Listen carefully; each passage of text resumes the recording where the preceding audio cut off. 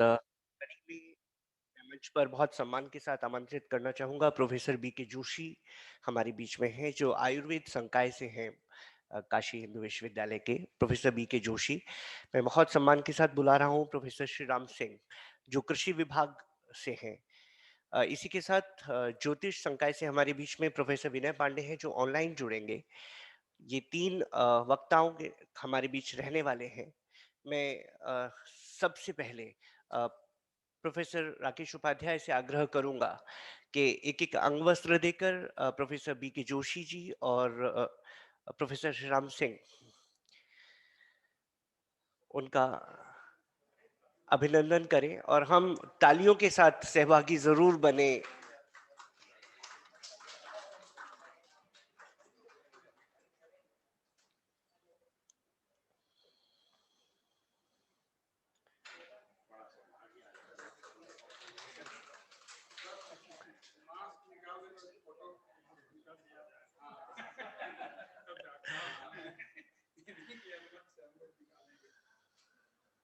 धन्यवाद प्रोफ़ेसर उपाध्याय।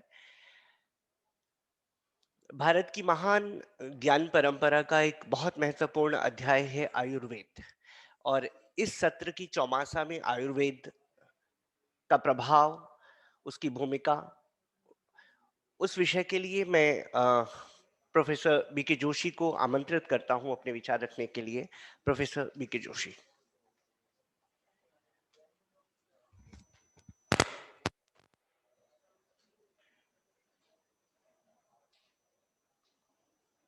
भारत अध्ययन केंद्र के अंतर्गत इस चौमासा कार्यक्रम के संयोजिका मालिनी जी, द्विवेदी जी और अन्य सभ्य गणमान्य जन, उपस्थित लोग। चौमासा लोक भाषा में 4 महीने के लिए ये शब्द प्रयुक्त होता है। इसे संस्कृत में चातुर्मास कहते हैं। आयुर्वेद जीवन का विज्ञान है, आयुषो वेद, कि हम कैसे जीवन जिए, दीर्घ जीवन जिए और स्वस्थ जीवन जिए। चरक संहिता में जो प्रथम अध्याय है वो दीर्घ जीवितीयम अध्याय करके प्रमुख है सूत्र स्थान में। जीवन का विज्ञान ये साधारण भाषा में बोला जाता है। किस जीवन का और आयु, किस आयु का? हिता हितम सुखम दुखम आयुष हिताय। हित आयु, अहित आयु, सुख आयु, दुख आयु। सुख और दुख जो है व्यक्ति विशेष के लिए है, और वह चिकित्सक जो सुख आयु देता है वो दूसरों के लिए कितना हितकर होगा और अहितकर होगा। ये सब वस्तुओं का विचार आयुर्वेद में आया है। चातुर्मास के संबंध में अगर हम इसकी ओर दृष्टि देखते हैं आयुर्वेद की, तो ये ऋतुचर्या के अंतर्गत आता है। हमारे ऋषियों ने आयुर्वेद को सूत्रात्मक कहा है। सूचकानि वाक्य रूपाणि इति सूत्राणि। जैसे गणित में बहुत से सूत्र होते हैं, फिजिक्स में है, केमिस्ट्री में है, और एक सूत्र से अनेक पत्रों में लिखा जा सकता है, उसका विवेचन किया जा सकता है। इसी प्रकार आयुर्वेद में एक प्रमुख सूत्र है, आयुर्वेदो अमृता नाम, यानी कि सृष्टि में जितने भी अमृत हैं उन सब में श्रेष्ठ है आयुर्वेद। क्यों? ये बात विचारणीय है। आज अनेक रूप से एक व्यापार हो गया आयुर्वेद को, लेकिन वास्तविकता है जो ऋषियों ने जो इसको अपनाया और इससे उन्होंने देखा ऋषयो मंत्र दृष्टार, यानी कि जो उन्होंने लिखा उसको स्वयं अनुभूत किया और तब जाके उस पर उन्होंने कोई चर्चा या जगत हित के लिए बात की। अमृता नाम यानी अमृत है, बहुत से सृष्टि में उस समय इसको श्रेष्ठ कहा है। क्यों कहा है? कि जीवन से हम अमृत की प्राप्ति कर सकते हैं। वो अमृत क्या है? वो अमृत है ब्रह्म से एकाकार। और हम सभी उस ब्रह्म के विभिन्न रूप हैं, यानी कि इस फिजिकल बॉडी से हम एस्ट्रल बॉडी में कैसे जा सकते हैं, ये बात आयुर्वेद ने समझाई है। और यही आज सामने नहीं लोगों के समझ में है। यानी कि अमृत तत्व की प्राप्ति, अमृत तत्व क्या है? वो ब्रह्म है जिसके द्वारा ही इस संपूर्ण सृष्टि का निर्माण हुआ है और इस शरीर का भी निर्माण उसी एक सठ धात्वात्मक पुरुष शब्द का उल्लेख आता है। पंच महाभूत पृथ्वी अप तेज वायु आकाश और ब्रह्म, ये षड धातु जो इस शरीर को धारण किए हुए, उस सब के लिए यानी कि अमृतमय जीवन प्राप्त करने के लिए ऋतुचर्या का उल्लेख है। आप सब जानते हैं 6 ऋतुएं बताई गई हैं। हमारे वहां संवत्सर से उस ऋतुचर्या का प्रारंभ माना है। चैत्र शुक्ल प्रतिपदा जब नव वर्ष प्रारंभ होता है तब से इसका प्रारंभ माना जाता है और उसका अंत पुनः वर्ष जब पूर्ण हो जाता है तो उसमें किस ऋतु में किस तरह से आचरण, आहार क्या होना चाहिए, विहार क्या होना चाहिए और उसके माध्यम से आप शरीर को कैसे स्वस्थ रख सकें, ये बात है। चातुर्मास की बात आती है। इसमें 2 ऋतुओं का संदर्भ है, वर्षा ऋतु और शरद ऋतु। वर्षा ऋतु में 2 मास और शरद के 2 मास, ये 4 मास मिला के चातुर्मास हुआ। श्रावण, भाद्र और आश्विन और कार्तिक। आपको ज्ञात है कि आषाढ़ शुक्ल एकादशी से जब देवशयनी एकादशी कहा उस दिन से प्रारंभ, और वास्तव में आप देखिए ये चारों मास जो हैं पर्वों का, विभिन्न पर्वों का त्योहार है। और जैसे कि पुराणों में उल्लेख है कि विष्णु अपने 4 मास शयन में जाते हैं और शिव को इस समय का कार्यभार दे देते हैं कि सृष्टि का संचालन आप करिए। काशी के विषय में आप लोगों को भी ज्ञात होगा, काशी को हरिहर क्षेत्र कहा जाता है। ये केवल हर क्षेत्र नहीं, हरिहर क्षेत्र। और ये बात मुझे भी ज्ञात हुई थी। मालवीय जी के सेंचुरी ईयर्स में हम जब कुछ लेख लिख रहे थे तो मैं काशी के विभिन्न पुराने लोगों से जो मालवीय जी के समय में भी रहे थे उनके पास गया तो ज्ञात हुआ कि जो काशी के पुराने लोग आज भी हरि और हर की उपासना साथ साथ करते हैं, ये तभी काशी में सिद्धि मिलती है। सावन, भाद्र, आश्विन और कार्तिक, ये 4 मास जो है चातुर्मास में। और आयुर्वेद की दृष्टि से ये 4 जो मास हैं इनमें 2 ऋतु में वर्षा ऋतु और शरद ऋतु का उल्लेख आता है। वर्षा ऋतु को आयुर्वेद की दृष्टि से वात के प्रकोप का काल कहा है। ये बहुत समझने वाली, स्वस्थ रहने के लिए समझने वाली बात है कि वर्षा ऋतु उनके श्रावण और भाद्र को वात के प्रकोप का काल कहा है। और उसके बाद आश्विन कार्तिक को शरद यानी कि पित्त के प्रकोप का काल कहा। यानी कि ऋतुएं तो 6 हैं, मास 12 हैं, लेकिन वात और उसके बाद पित्त के प्रकोप का काल ये इसी के अंतर्गत आ जाता है। ये बहुत विचारणीय विषय है। विचारणीय इसलिए है कि वर्षा ऋतु में वात तेजी से प्रकोपित होता है और बिना वात के, आयुर्वेद के में ये उल्लेख है कि बिना वात के कोई भी कार्य संभव नहीं है। पित्तम पंगु कफम पंगु पंगव मल धातव वायुना यत्र नियंते तत्र वर्षंति मेघा। यानी कि वात संयोग भी करता है, विभाग भी करता है, शरीर में विभिन्न संयोजन करके शरीर की वृद्धि भी करता है, और वही वात विगुण होने पर रोगों की उत्पत्ति तेजी से करता है। एक सूत्र हमारे वहां आया है, आहार संभवम वस्तु रोगा तु आहार जायते। यानी कि आहार से ही शरीरस्थ विभिन्न द्रव्यों का निर्माण होता है और उस आहार से ही विभिन्न रोगों का निर्माण होता है। तो प्रश्न उठता है, जब वात वैगुण्य हो जाए, वृद्धि का काल हो, तब हमें क्या करना चाहिए? ये बहुत है।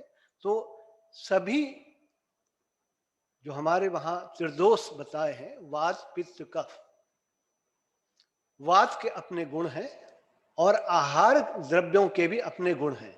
ये जब शरीरस्थ गुणों से मिलते हैं तो उसकी वृद्धि करते हैं।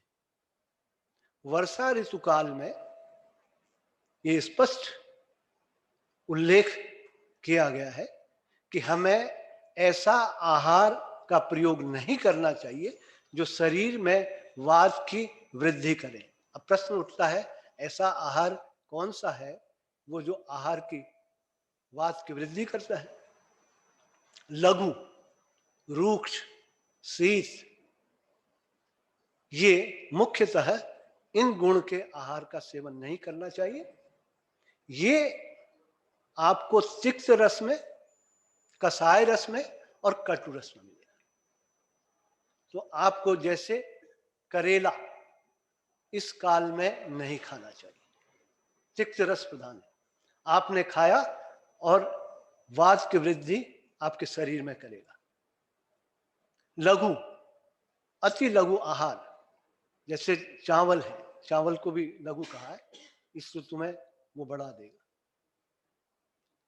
कटु जैसे मिर्च वगैरह है, उसमें तीक्ष्णता भी है और वात की वृद्धि भी करता है। कसाय, रस वाले द्रव्य, इनका सेवन नहीं करना चाहिए। तो लेकिन प्रश्न उठता है, ये तो हमने कह दिया, लेकिन शरीर में आने वाले परिवर्तन क्या होंगे जिससे हम पहचान सकें कि ये हमारे शरीर में इस वात गुण की वृद्धि हो गई? उसका वात शब्द को संस्कृत में क्या है? वा गति गंधनयो वायु। जो गति शरीर में, दो अर्थ है उसका, एक तो गत्यात्मक, गंधनयो सूचनयो, शरीर में गति करता है।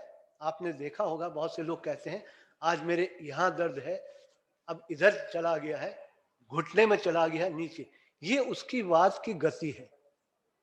तो आम दोष के संयोजन से वो शरीरस्थ विभिन्न जोड़ों में आपके दर्द करेगा। ये एक उसकी बात है। दूसरा, आम दोष होने के कारण पाचन शक्ति को मंद कर देता है। तो पाचन शक्ति मंद मतलब आपको भूख कम लगेगी, कि आप थोड़ा सा आहार कर लें तो आपको लगेगा कि पेट भरा हुआ है। दो बात।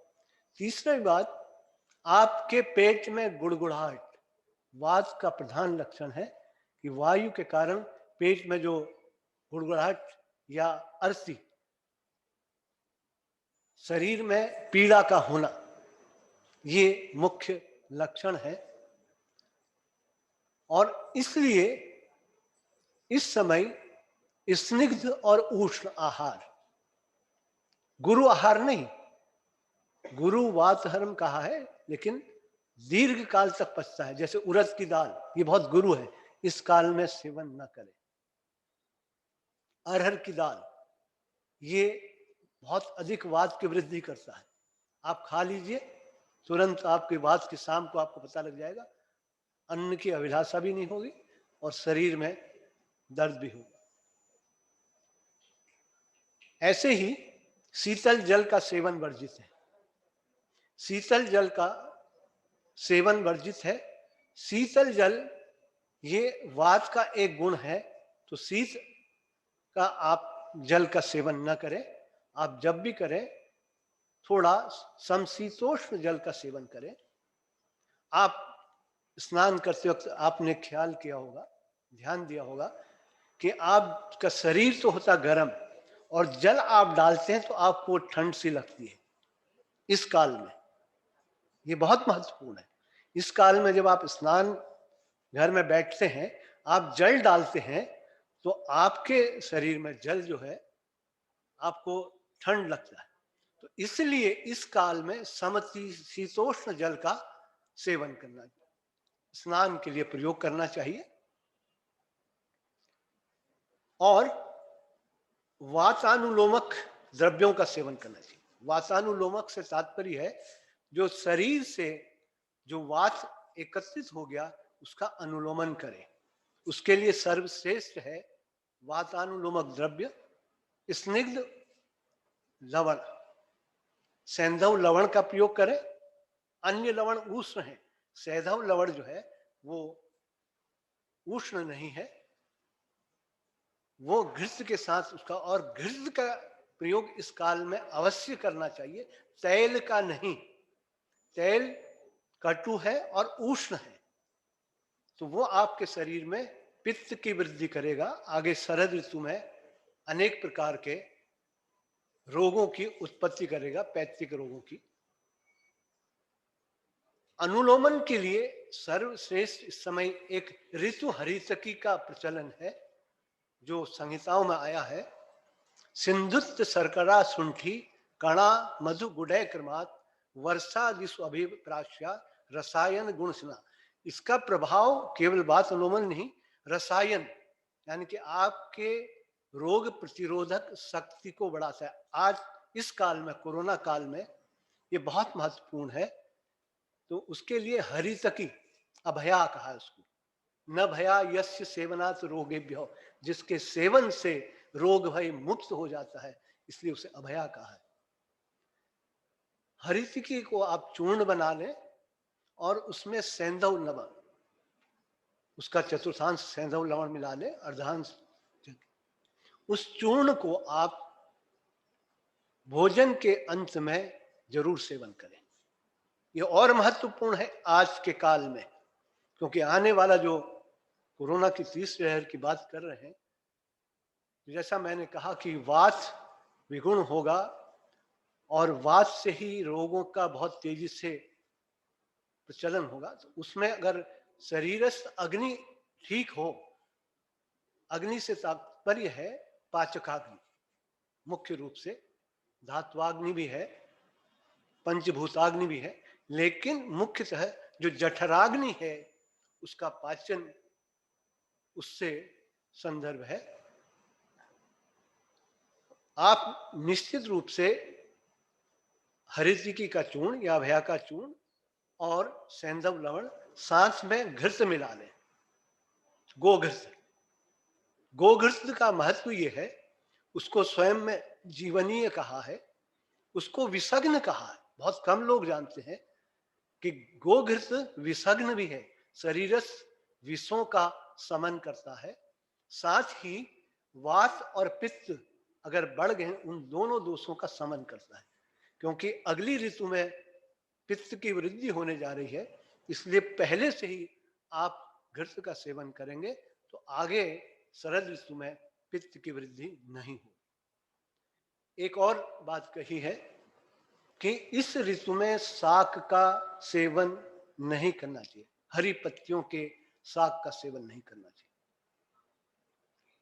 क्यों?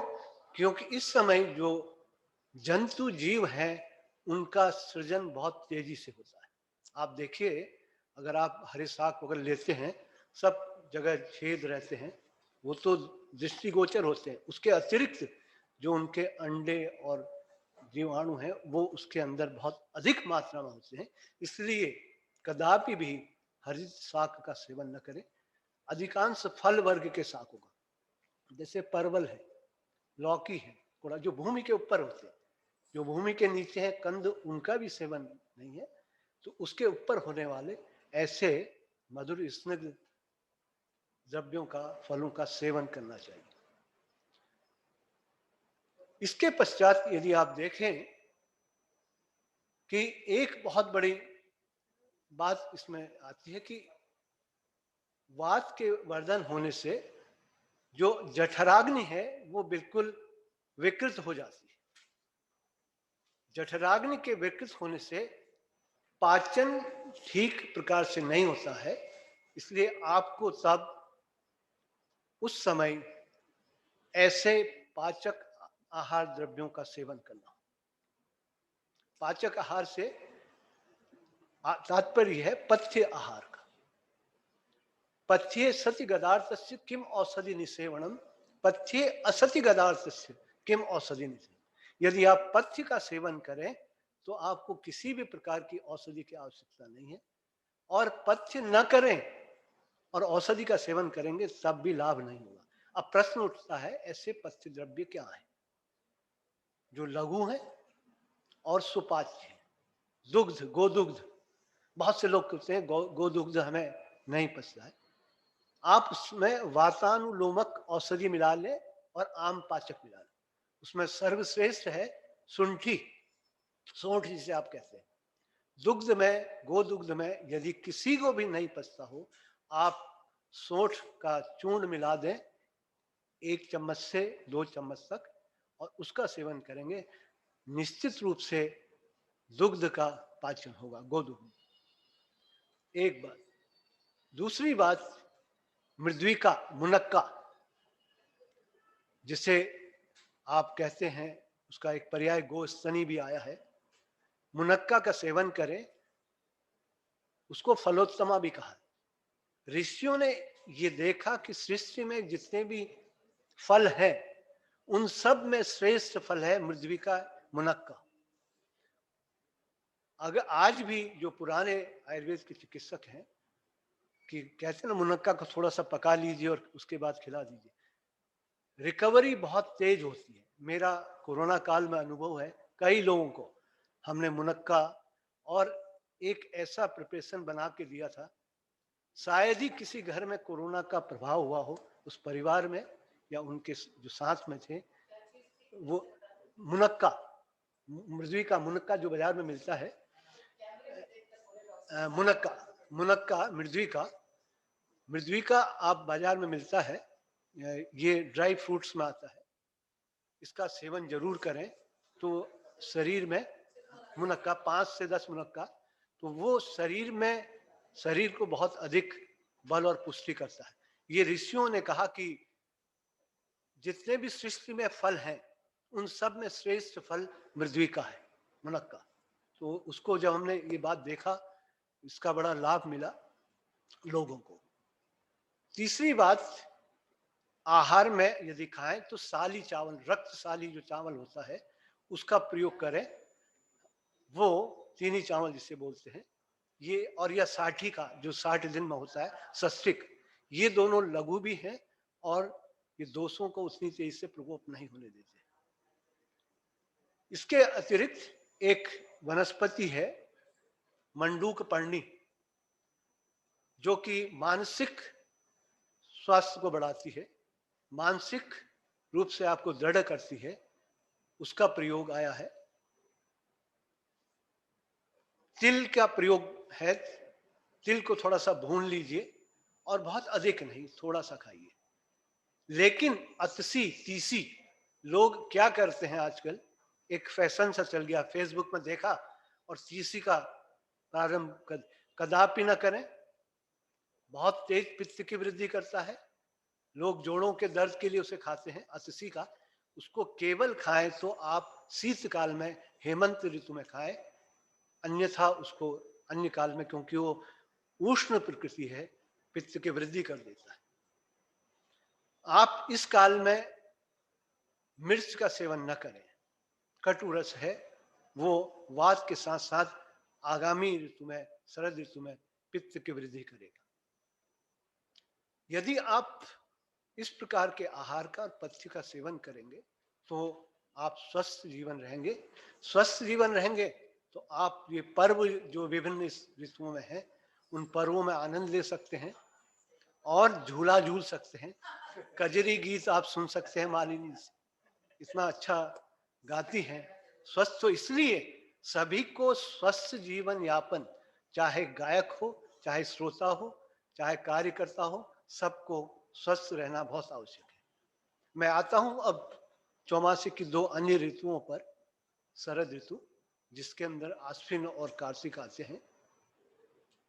तो इस ऋतु में यदि आप ये उष्ण तीक्ष्ण जो मैंने अभी आपको बताए आहार का सेवन करेंगे तो निश्चित रूप से पित्त की वृद्धि होगी।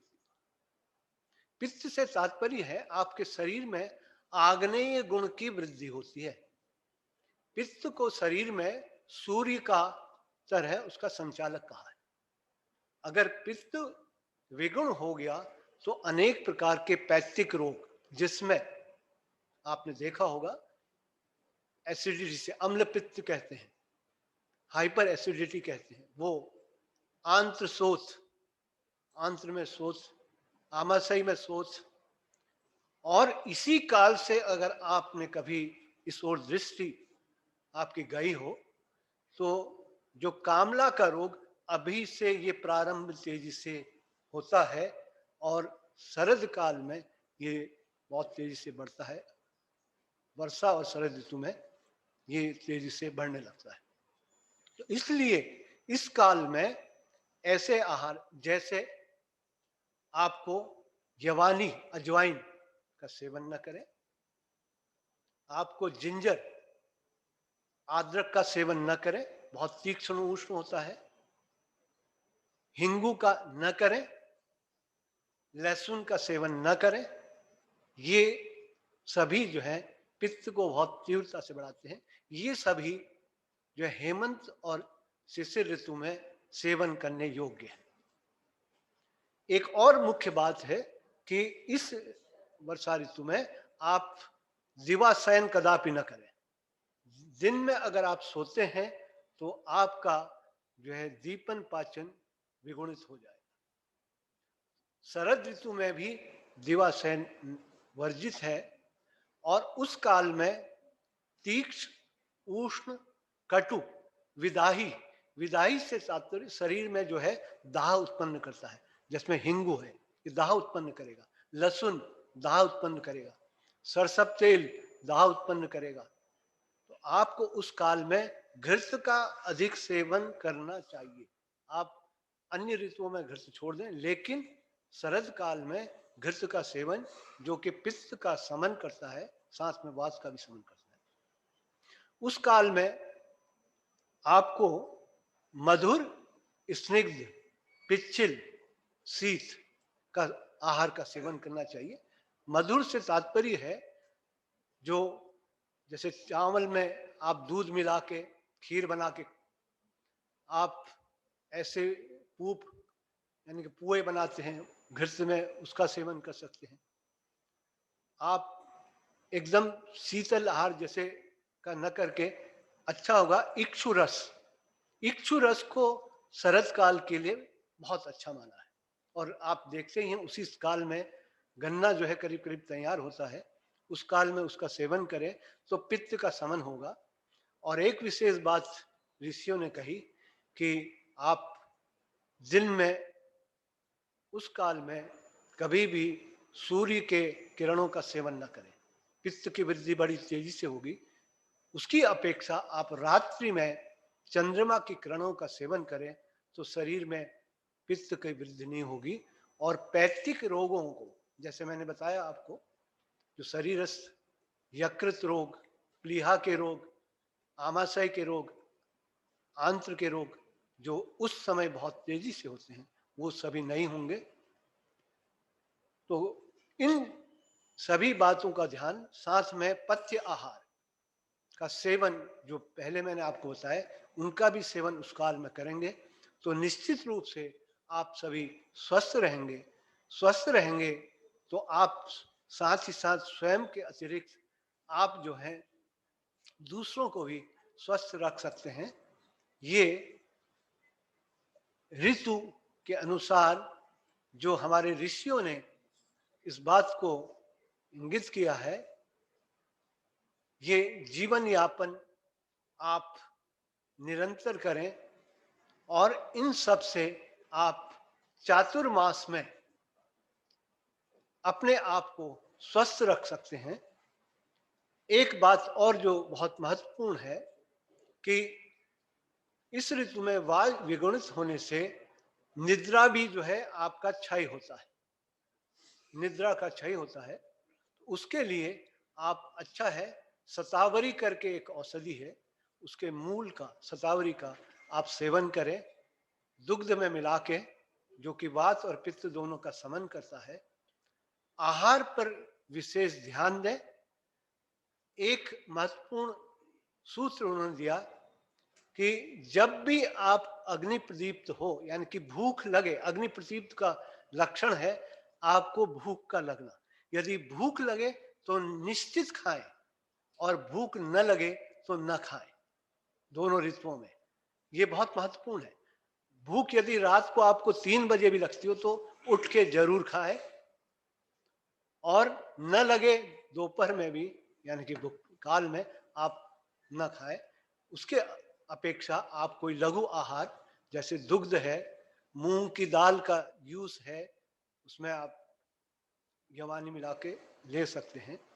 इससे आपका शरीर निरंतर स्वस्थ रहेगा और स्वस्थ जीवन से ही आप निरोग रहेंगे और चातुर्मास के सभी पर्वों को और सभी आनंद को आप उठा सकें।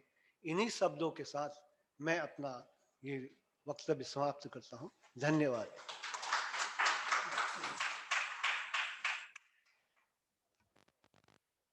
धन्यवाद प्रोफेसर जोशी। जैसा मैंने कल भी कहा था कि हर सत्र हर वक्ता को सुनते हुए लगता है कि ये बहुत कम है। अ, ये सारी परंपराएं जो हमारे घरों में भी हैं, बस यही है कि उसको धीरे धीरे और आगे बढ़ाना है, उनका पालन करना है। इस कड़ी में इसके बाद हमारे साथ वर्चुअली जुड़ रहे हैं प्रोफेसर विनय पांडे, जो ज्योतिष संकाय से हमारे साथ जुड़ रहे हैं। आइए, ज्योतिष की जो भूमिका और उसका जो प्रभाव है इस चौमासे पर, उसको सुनते हैं प्रोफेसर विनय पांडे। जी, आप सभी को नमस्कार। सुन पा रहे हैं आप सब हमें?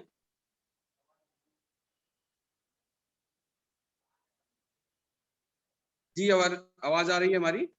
हाँ जी जी। सिद्धांतमोपनिषदं सिद्धांतम परमेष्ठिनः श्रवणाधर्मः किंचित वीणाधर्मुपाश्महे। सर्वप्रथम तो मैं आप सभी को प्रणाम करते हुए क्षमा प्रार्थी हूं कि आप लोगों के बीच में मैं साक्षात उपस्थित नहीं हो सका। जैसा कि अभी जोशी सर बता रहे थे, वैसे ही कुछ दुष्प्रभावों के प्रभाव में मैं भी आ गया हूं।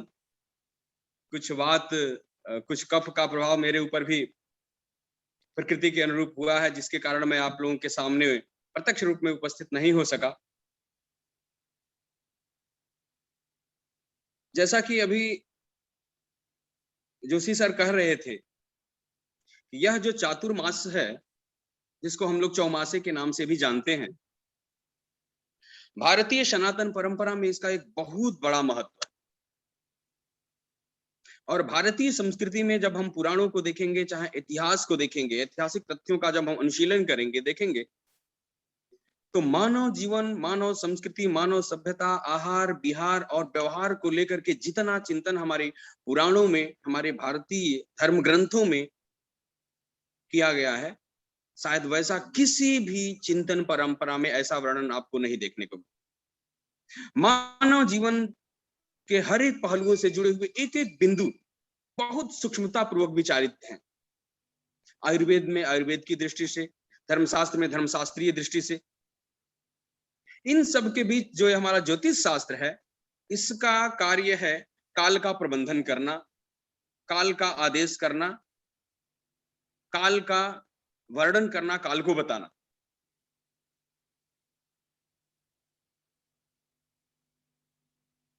दो व्यवस्थाएं हमारे यहाँ हैं इस चौमासे में मुख्य।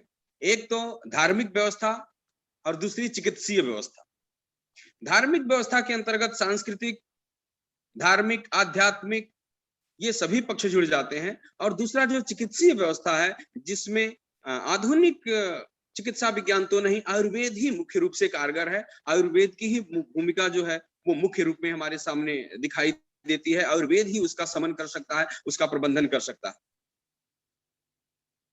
और हमारे शास्त्रों में भी बताया गया है कि जीवन आयुर्वेद के अनुसार जीवन जीना है और नियमों का पालन धर्मशास्त्र के अनुसार करना है, भारतीय संस्कृति और पुराणों के अनुसार करना है। ज्योतिष शास्त्र के साथ आयुर्वेद का भी बहुत घनिष्ठतम संबंध है। कहीं भी ज्योतिष शास्त्र आयुर्वेद से अलग होकर के कोई भी चिंतन नहीं करता। चाहे भी हमारे यहाँ रोग निर्धारण की परंपरा हो या कालगत वैशिष्ट को ध्यान में रखते हुए जो कुछ भी आहार विहार पथ्य इत्यादि का जो भाषण हमारे यहाँ किया गया है, जो प्रबंधन किया गया है, वह सब कुछ आयुर्वेद से पूरित है। इसीलिए सामूहिक रूप में अनेक सारे ग्रंथ हमारे दिखाई देते हैं। ज्योतिर्वैद्य निरंतर इत्यादि की युक्तियां प्रत्यक्ष और परोक्ष रूप में एक दूसरे को पूरित करते हुए एक दूसरे की सहायता में सतत संलग्न रहती। ये जो चौमासा है, बहुत तार्किक बात यह है कि संवत्सर के आरंभ के समय में, जैसा कि अभी हमारे पूर्व वक्ता महोदय कह रहे थे, उनको हम लोगों ने सुना, समग्र एक चिंतन ज्योतिष के भी बहुत से काल वैशिष्ट के पहलुओं को भी उन्होंने एक साथ समाहित करके बहुत अच्छे तरीके से हम लोगों को अवगत कराया। उसमें जब ये हमारे वर्ष चक्र का आरंभ होता है, जिसको हम लोग संवत्सर चक्र कहते हैं, उस संवत्सर चक्र के साथ ही जब चैत्रादि मासों की गणना आरंभ होती है, वहीं से ऋतुओं का प्रारंभ भी होता है। दो तरह की ऋतु व्यवस्थाएं हमारे यहाँ है, एक सौर मास के क्रम में और दूसरा चांद्रमास के साथ। चांद्रमास के सापेक्ष एक ऋतु व्यवस्था है और दूसरी जो व्यवस्था है वो सौर मास के सापेक्ष है। तो जब हम सौर मास के सापेक्ष व्यवस्था लेते हैं तो उसमें सूर्य की संक्रांतियों से ऋतुओं का निर्धारण होता है, ऋतु चक्र चलती है, जैसे कि मीन मेषी और बसंतः, वृष मिथुनियो ग्रीष्मः, ऐसे करके आता है। यानी कि जब मीन और मेष राशि का जब सूर्य होता है जितने समय तक, उसको हम लोग वसंत ऋतु कहते हैं। वृष और मिथुन राशि का जितने समय तक सूर्य होता है वो हमारा ग्रीष्म ऋतु होता है। उसके बाद से कर्क और सिंह का जो सूर्य होता है वह फिर वर्षा ऋतु होती है। उसके बाद से पुनः शरद ऋतु आ जाती है राशियों के वृद्धि क्रम से। लेकिन जब चांद्र सापेक्ष ऋतुओं की गणना हम लोग करते हैं तो चैत्र और वैशाख के क्रम से चलता है। तो चैत्र और वैशाख मास का जो ऋतु होती है वो वसंत ऋतु होती है। उसके बाद ज्येष्ठ और आषाढ़ जो होता है वो ग्रीष्म ऋतु होती है। उसके बाद से श्रावण और भाद्रपद वर्षा और भाद्रपद, उसके बाद से आश्विन और कार्तिक, ये जो शरद ऋतु के क्रम में आ जाती है। जब दोनों का सामंजस्य करके हम एक साथ चलते हैं तो उसमें कभी कभी क्या सामान्यतया ये जो मास चक्र है, मास चक्र के मध्य से ही ऋतुओं का प्रारंभ हो जाता है और ऋतुओं का प्रभाव देखने को मिलता है। क्योंकि सौर मास जो होते हैं मान में बड़े होते हैं। लगभग हम सावन दिन की बात करें, सावन दिन का मतलब जो दिन हम लोग प्रयोग में लाते हैं एक सूर्योदय से दूसरे सूर्योदय तक का, वह सावन दिन होता है। लगभग 30.5 सावन दिनों का एक सौर मास होता है, यानी कि लगभग 30.5 दिनों में सूर्य की एक संक्रांति होती है। जबकि चांद्रमास जो होता है वो लगभग 29.5 दिनों का होता है। यानी कि जो चांद्रमासिक ऋतुएं होती हैं वो जल्दी पूर्ण हो जाती हैं और सौर मास की जो ऋतुएं होती हैं थोड़ा सा आगे तक बढ़ के जाती है, क्योंकि एक एक दिन प्रत्येक महीने में बढ़ने लगता है और 2-3 वर्ष में आकर के यह का हो जाता है, जब अधिमास 6 मास करके इसको सामंजस्य की परंपरा अलग से है। तो इस क्रम में जब कर्क की संक्रांति होती है, उसी समय जब आषाढ़ मास होता है, मासों के निर्धारण के क्रम में भी संक्रांति और दोनों अमावस्याओं का बड़ा महत्व है। हमारे यहाँ जो ये मास बताए गए हैं, चैत्र वैशाख ज्येष्ठ आषाढ़ श्रावण इत्यादि, यह संक्रांति और अमावस्याओं से संबंधित होकर के बताए गए। अर्थात जिन 2 अमावस्याओं के बीच में मेष की संक्रांति होगी उन्हीं को हम चैत्र मास के रूप में ग्रहण करेंगे। अगर जिन 2 अमावस्याओं के बीच में, अमावस्या मतलब सूर्य और चंद्रमा का युति का, अर्थात जिस दिन सब लोग जानते हैं अमावस की रात या अमावस्या, अर्थात जब सूर्य और चंद्रमा का राशि आदि मान, राशि अंश कला विकला सब कुछ बराबर होता है, उसको हम लोग अमांत बिंदु कहते हैं। अमावस्यांत, अमावस्या का अंत काल होता है, उस समय राशि अंश कला विकला से सूर्य और चंद्रमा एक ही बिंदु पे होते हैं। पुनः चंद्रमा की गति अधिक होने के कारण चंद्रमा भ्रमण करता हुआ पुनः सूर्य से आकर के जब संयोग करता है तो दूसरी अमावस्या होती है, और इन दोनों अमावस्याओं के बीच में सूर्य की जिस राशि की संक्रांति होती है उसी से संबंधित वह मास होता है। यानी कि जब मेष की संक्रांति होगी तो चैत्र के नाम से जाना जाएगा, उस अमावस्याओं के बीच में अगर वृष की संक्रांति होगी तो वैशाख के नाम से जाना जाएगा, मिथुन की संक्रांति होगी तो ज्येष्ठ के नाम से जाना जाएगा, और कर्क की संक्रांति होगी तो आषाढ़ के नाम से जाना जाएगा। तो ये जो आषाढ़ मास है जो चौमासे के क्रम में आता है, वैसे तो चौमासे का आरंभ श्रावण से होता है, कहीं कहीं वैशाख से क्रम से गणना करके वैशाख, ज्येष्ठ और आषाढ़ 3 छोड़ करके चौथा मासा चौमासा लेते हैं। लेकिन ये 4 मास छोड़ने के बाद क्रम गणना में जब चलेंगे तो चैत्र, वैशाख और ज्येष्ठ छोड़ने के, चैत्र, वैशाख, ज्येष्ठ छोड़ने के बाद जो आषाढ़ आता है, आषाढ़ की पूर्ति के बाद जो होता है वो श्रावण मास का आरंभ होता है। क्यों? क्योंकि जो आषाढ़ मास है, जिन दो अमावस्याओं के बीच के काल को हम लोग आषाढ़ मास कहते हैं, उनमें कर्क की संक्रांति अभिष्ट होती है। कभी कभी चौमासे के निर्धारण में बड़ी एक विसंगति भी आ जाती है, जब आषाढ़ मास का लोप हो जाता है या आषाढ़ मास का द्वित्व हो जाता है। यानी कि जैसा कि हमने अभी आपके सामने चर्चा की कि जब दो अमावस्याओं के बीच में कोई संक्रांति होगी तभी उसका चैत्र, वैशाख इत्यादि के नाम से नामकरण होगा। अन्यथा अगर दो अमावस्याओं के बीच में कोई संक्रांति नहीं हुई तो उसका कोई हमारी काल व्यवस्था के अंतर्गत नाम ही नहीं पड़ता है, और वह अतिरिक्त मास या मल मास या अधिक मास के नाम से जाना जाता है, जैसा कि हम लोग प्रत्येक तीसरे वर्ष में देखते हैं अधिक मास के रूप में। तो वैसी ही स्थिति कदाचित जब आषाढ़ मास में उपस्थित हो जाती है तो यह संशय उत्पन्न हो जाता है कि हम कौन से आषाढ़ से चौमासे का आरंभ माने, प्रथम आषाढ़ से चौमासे का आरंभ माने या दूसरा जो आषाढ़ अधिक मास के रूप में प्रतीत हुआ है उससे हम चौमासे का आषाढ़ माने। तो इस क्रम में आचार्यों ने स्पष्टतया उल्लेख किया है कि जब कर्क की संक्रांति होगी, यानी कि कर्क की संक्रांति से असंबद्ध जो मास है, चूंकि मिथुन के बाद पड़ा, मिथुन की संक्रांति के बाद पड़ा, तो वो कर्क के संक्रांति के संबंध में आने से आषाढ़ अधिक मास के रूप में उपस्थित होगा। लेकिन जिन दो अमावस्याओं के बीच में कर्क की संक्रांति होगी उसे ही हम आषाढ़ मास मानेंगे, और वहीं से चौमासे का आरंभ किया जाएगा, वहीं से चातुर्मास व्रत का आरंभ होगा, वहीं से चातुर्मास की प्रवृत्ति होगी। अगर ऐसा हम नहीं करेंगे तो ये जो ऋतुओं का सामंजस्य जिसकी चर्चा सर कर रहे थे वो उसका सामंजस्य बिल्कुल गड़बड़ हो जाएगा। क्यों? क्योंकि क्रम गणना से हम चैत्र वैशाख लेके चल रहे हैं, वैशाख ज्येष्ठ आषाढ़ लेके चल रहे हैं, तो आषाढ़ का द्वित्व हो जाने के कारण आषाढ़ और श्रावण दूसरा मास जो होगा, पुनः जब आषाढ़ और श्रावण में वो वर्षा ऋतु आ जाएगी।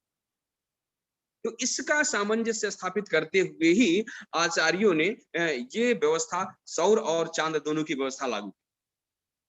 जैसा कि सब लोग जानते हैं, शरीर माध्यम खलु धर्म साधनम, शरीर ही धर्म साधन का मुख्य है, और शरीर के स्वस्थ रहने का जो मूलाधार है वो आयुर्वेद पे निहित है। क्योंकि हमें खान पान आहार विहार का आचरण आयुर्वेद के अनुसार करना है, और बाकी आध्यात्मिक और धार्मिक क्रियाओं का संपादन ज्योतिष धर्मशास्त्र और पुराणों के अनुसार करना है। तो इस क्रम में आचार्यों ने स्पष्ट उल्लेख किया है कि ये जो एकादश्याम तो शुक्लायाम आषाढ़े भगवान हरि ही भुजंग शयनम चेते यथा क्षीराणवे तथा, अर्थात आषाढ़ शुक्ल पक्ष की जो एकादशी होती है वहां से भगवान विष्णु शयन में चले जाते हैं क्षीर सागर में। और जैसा कि अभी संकेत कर रहे थे, हरिहर क्षेत्र कहा जाता है काशी को। हरिहर क्षेत्र इसलिए कहा जाता है, हरि मने भगवान विष्णु और हर महादेव शंकर। यह हरिहर क्षेत्र क्यों है? क्योंकि यह एक तो विश्वेश्वर की नगरी है, भगवान विश्वेश्वर स्वयं में यहाँ विराजमान है। यह तीनों लोकों से अलग एक भगवान शिव की नगरी के रूप में प्रतिष्ठित है। इसके बहुत सारे कथानक हैं जिसके क्रम में हम लोग नहीं जाएंगे। और दूसरा, भगवान शिव और भगवान विष्णु में उपास्य उपासक भाव है। भगवान शिव विष्णु की उपासना करते हैं और भगवान विष्णु भगवान शिव की उपासना करते हैं। इसका प्रमाण आपको रामचरितमानस में मिलेगा, सभी पुराणों में भी मिलेगा। रामचरितमानस में जब सीता के वियोग में भगवान श्री राम भटकते हैं और उनको भटकता हुआ देख करके माता पार्वती शिव जी से चर्चा भी करती हैं कि देखिए आप तो कह रहे हैं कि आप ये प्रभु हैं, पूरे विश्व के कर्ता हैं, सृष्टि के पालक हैं और एक पत्नी के वियोग में ऐसे भटक रहे हैं, उनको पता नहीं है कि वो एक लीला मात्र है और लक्ष्मी का पुनः आगमन तो होगा, पुनः मिलाप तो होगा ही। यानी कि उनका विवेक अभी नहीं रह गया है, उनको अभी अंतर्ज्ञान नहीं है। तो भगवान शिव ने कहा कि आप ही जाके परीक्षा ले लीजिए, और माता पार्वती आती हैं और भगवान शिव वो उनको पहचान लेते हैं, भगवान श्री राम। और इस गतिविधियों से भगवान शिव क्रोधित भी होते हैं कि आपको हमारे उपास्य पे भरोसा नहीं है। तो भगवान शिव से बड़ा वैष्णव कोई नहीं है। सबसे बड़े वैष्णव जो ये हमारे यहाँ समाज में कहीं कहीं तथाकथित रूप में वैष्णव और शैव का जो विरोधाभास देखने को मिलता है, भगवान शिव के स्वरूप को देख लीजिए तो ये कहीं विरोधाभास रहेगा ही नहीं, क्योंकि भगवान शिव से बड़ा वैष्णव कोई नहीं है, क्योंकि भगवान विष्णु ही उनके उपासक है। और जब उनके उपासक को छोड़ करके हम केवल उपास्य जो है, उपास्य को छोड़ करके केवल जो उपासक है वो हमारा अगर उपास्य है, तो उसकी आराधना करने से बहुत पूर्ण फल की प्राप्ति नहीं होती। इसीलिए हालांकि मीडिया में और बाकी व्यवहार में बहुत सारी शिव की आराधना की चर्चा आपको मिलती है, हम लोग भी रोज लेख देते रहते हैं और दैनिक जागरण में छपता रहता है, पेपरों में छपता रहता है, सोशल मीडिया पे भी देखने को मिलेगा। लेकिन सबसे अधिक अगर धर्मशास्त्रीय व्यवस्था के अंतर्गत जाएंगे तो भगवान विष्णु के आराधना का नियम बताया गया है, न कि भगवान शिव की आराधना का।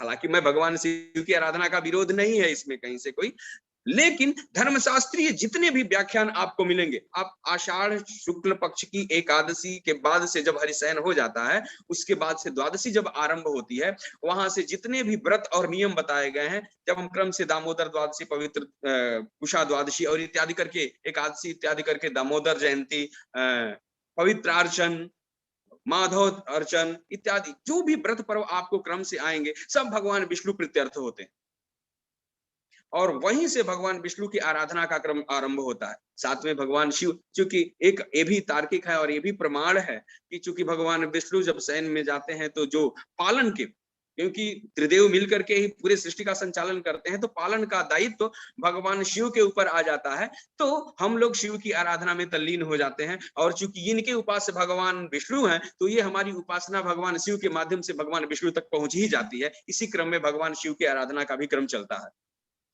तो ये जो चौमासे का आरंभ कहीं कहीं द्वादशी से मिलता है और कहीं कहीं पूर्णिमा से मिलता है। कुछ लोगों का मत है, कुछ आचार्यों का मत है कि द्वादशी से ही इसका आरंभ करें, और कुछ आचार्यों का मत है कि नहीं, पूर्णिमा के बाद, पूर्णिमा से इसका आरंभ करें।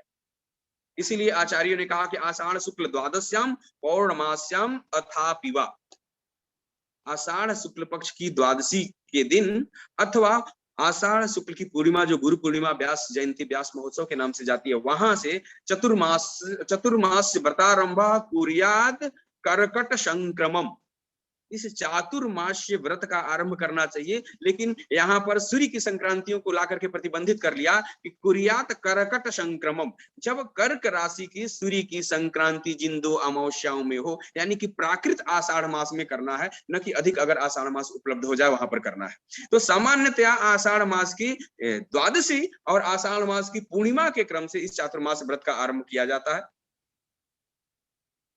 और यहाँ पर जो 2 ही विधान मुख्यतया बताए गए, एक तो व्रत और दूसरा खान पान का, क्योंकि खान पान का की व्यवस्था, क्या खाना है क्या नहीं खाना है, इसका समग्र चिंतन तो आयुर्वेद में है ही, और सर ने बहुत अच्छे तरीके से उसको बताया भी। लेकिन हमारे यहाँ भी चूंकि धार्मिक और कथानक के रूप में सभी वस्तुओं के वर्णन की परंपरा रही है इस समाज में, तो आप जितने भी इस तरह के गरिष्ठ भोजन होते हैं उनके व्रत का आरंभ बताया गया है कि चातुर्मास जैसे ही शुरू होता है, वहां पर कहते हैं कि द्वादशी के दिन शाक व्रतारंभ, यानी कि शाक व्रत का आरंभ करना है, कि शाक भक्षण नहीं करना है, जितनी भी पत्तेदार सब्जियां होती हैं उसे नहीं खाना है। उसके बाद से जैसे ही आप श्रावण कृष्ण पक्ष की द्वितीया को आते हैं, वहां पर द्विदल व्रतारंभ कर देते हैं कि द्विदल नहीं खाना है, दाल नहीं खाना है। फिर चतुर्थी को जब आते हैं तो वहां कहते हैं कि दुग्ध व्रतारंभ, दुग्ध नहीं पीना है, सीधे गरिष्ठ हो जाएगा। तो ऐसे ऐसे जितने भी तैल व्रतारंभ, तैल व्रत का आरंभ कर दिया है।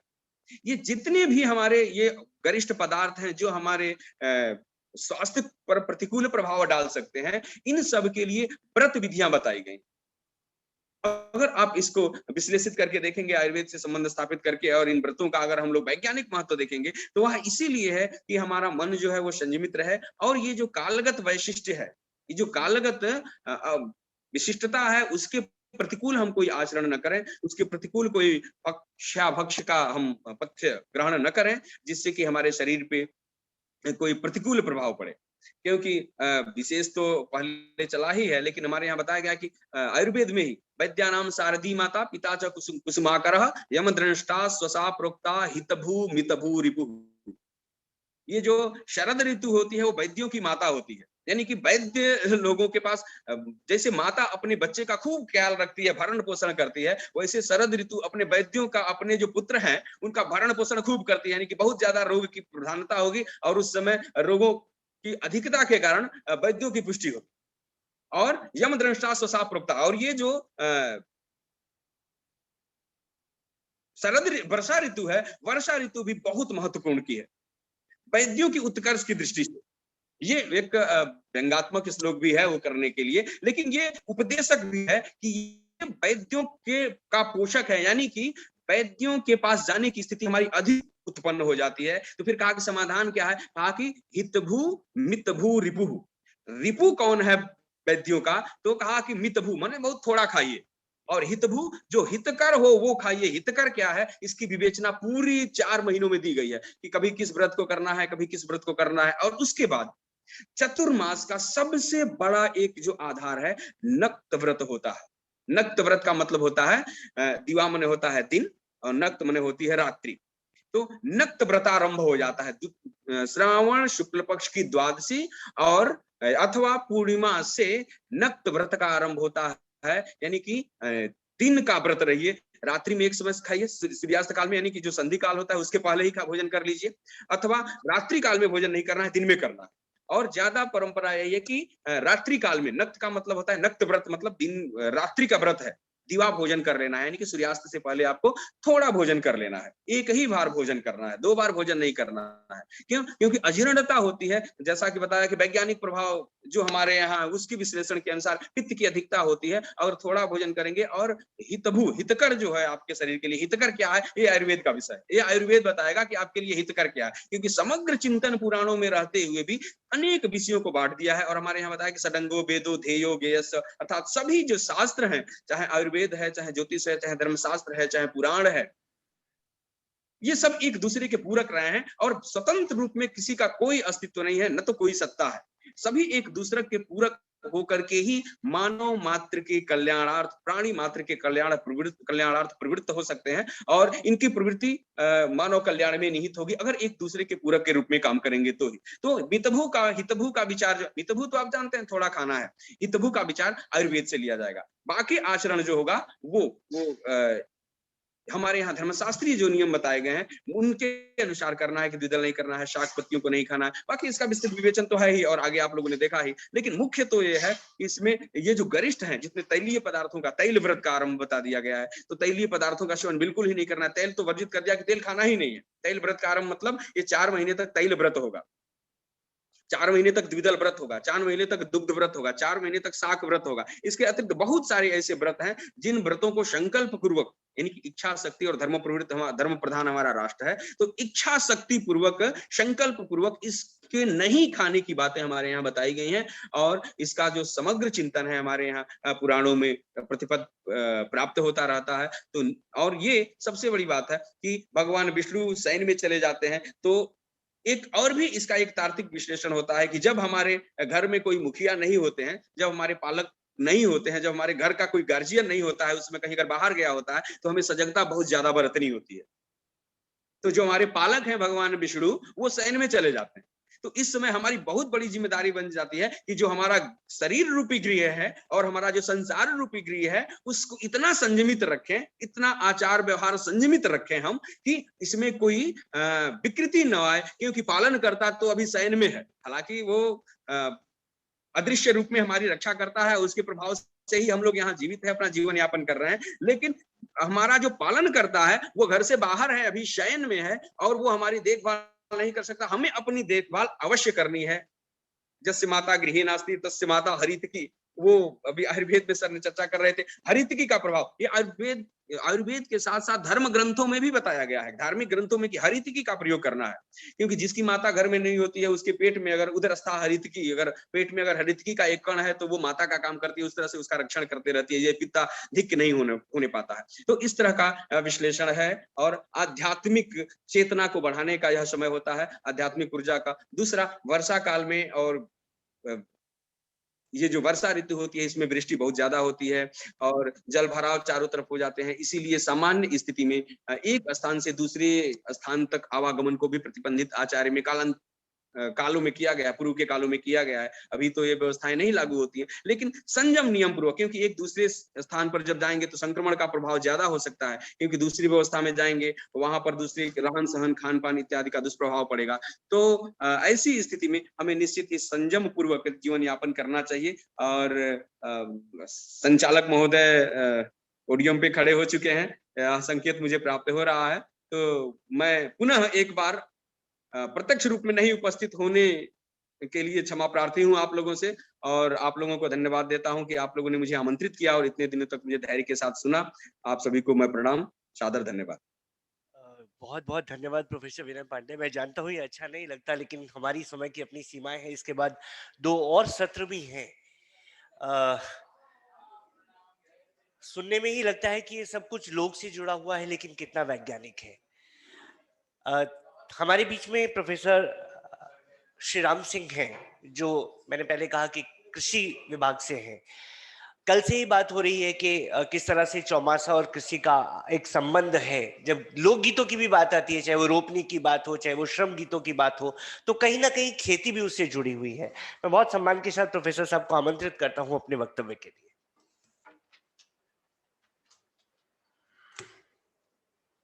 धन्यवाद संचालक महोदय। यहाँ कार्यक्रम में उपस्थित तमाम सम्मानित जन, इस कार्यक्रम की संयोजिका माननीय प्रोफेसर मालिनी अवस्थी जी, अन्य सम्मानित विद्वत जन, जैसा कि ये कार्यक्रम चौमासे का चल रहा है, चौमासे में जो प्रारंभ है, डॉक्टर साहब दोनों लोगों ने बताया कि ग्रीष्म ऋतु का अंतिम मास, वर्षा ऋतु के 2 मास और शरद ऋतु का शुरुआत का महीना, इन चारों को मिला करके चौमासा की संज्ञा इसको दी गई है। ये चारों मास मिलाकर के चौमासा होते हैं। और चौमासा का संबंध जो खेती बाड़ी या कृषि से जिन चीज़ों को हम जोड़ते हैं या जोड़ने की बात आती है, तो आप सभी लोग भली भांति अवगत हैं कि खेती बाड़ी या कृषि का उद्भव और विकास, शुरुआत हमारे भारतवर्ष या जिसको हम हिंदुस्तान कहते हैं, वहीं से प्रारंभ हुआ। और खेती बाड़ी, आयुर्वेद या ज्योतिष शास्त्र सब एक दूसरे से कहीं न कहीं जुड़े हुए हैं। और जो हमारा चौमासा है, खेती बाड़ी का प्रारंभ, हम लोग गाँव के रहने वाले हैं, गाँव में आषाढ़ में ही, यानी कि इसी चौमासे में खेती बाड़ी की पूरे वार्षिक रूप से शुरुआत, प्रारंभ जिसको हम लोग कहते हैं, खेती बाड़ी का प्रारंभ आषाढ़ में होता था, शुरू होता था, आज भी होता है। और खेत में जाकर के हल बैल की और खेतों की, बीज की, सबकी पूजा करके और खेतों में बुआई का प्रारंभ इसी चौमासे में किया जाता था। और ये माना जाता है, आज भी माना जाता है, कि चौमासे में जो कुछ भी होता है, जो कुछ भी पैदावार, चाहे अन्न, जल या पशुओं के लिए चारा, या जो भी प्रकृति में निवास करते हैं उनके लिए भोजन, पानी, सारी चीज़ों की व्यवस्था भरपूर रूप से पूरे साल भर के लिए इसी चौमासे के अंतर्गत हो जाती है। कैसे? इस पर हम देखेंगे कि चौमासे की शुरुआत ग्रीष्म ऋतु का जो अंतिम मास, अंतिम महीना होता है, वहां से शुरू होती है। तो उसमें हमारी जो जायद की फसलें हैं, यानी कि ग्रीष्म ऋतु में जो फसलें बोई जाती हैं, जैसे दाल वाली फसलें, उड़द, मूंग, और कुछ सब्जियों वाली फसलें, खरबूज, तरबूज और खीरा, ककड़ी, इनका उत्पादन वहां पर आकर के हमको मिल जाता है। इसके बाद प्रारंभ होता है वर्षा ऋतु की जो फसलें हैं। वर्षा ऋतु में हमारी मुख्य फसल जो हमारे खाने वाली है, एक तो चावल हमारा उत्पादन होता है, और दलहनी यानी कि दाल वाली फसलों में खास करके उड़द, मूंग और अरहर, जो मुख्य रूप से हमारे यहाँ खास करके अरहर उत्तरी भारत में ज़्यादा प्रयोग की जाती है, तो इनका उत्पादन हो जाता है। जो पहला महीना, प्रथम मास जो शरद ऋतु का शुरू प्रारंभ होता है, उसके शुरुआत में यानी कि शरद ऋतु में हमारी बुआई हो जाती है। और फसलों की, जैसे खाद्यान्न में गेहूं की फसलों की बुआई का प्रारंभ वहीं से होता है कार्तिक में, और इसके बाद दलहनी फसलों में चना, मटर और मसूर जो मुख्य फसलें हैं दलहनी की, इनकी बुआई हो जाती है। और इनका हमको उत्पादन इसीलिए कहा गया है कि साल भर के लिए हमको खाने के लिए खाद्यान्न, दाल, तेल यानी कि तिलहनी फसलें, और जल जो हमारा प्रकृति से या बरसात के द्वारा मिलता है, जल, सारी चीजें भरपूर हमको इस समय मिल जाती हैं। जो हमारे देश की कृषि व्यवस्था जो शुरुआत हुई थी, तो सन 1960 के पहले ज्यादातर पारंपरिक बीजों का, पारंपरिक विधियों का जो प्राकृतिक रूप से हमको या ईश्वर प्रदत्त जिसको हम कहते हैं मिली हुई थी, उन्हीं पर हम लोगों की ये खेती बाड़ी या कृषि व्यवस्था आधारित थी। धीरे धीरे जनसंख्या का दबाव आना शुरू हुआ था, और स्वतंत्रता प्राप्ति के बाद जो हमको मिली थी कृषि व्यवस्था या कृषि अर्थव्यवस्था जिसको हम कहेंगे, तो बिल्कुल बिगड़ी हुई अर्थव्यवस्था मिली थी, कुछ उसमें दम नहीं रह गया था, और जनसंख्या भी बढ़ रही थी, घनत्व बढ़ रहा था, और खाने पीने की तमाम सारी बातों की चिंताएं हमारे देशवासियों के ऊपर हावी हो रही थी, यानी कि प्रभावित कर रही थी हम लोगों को।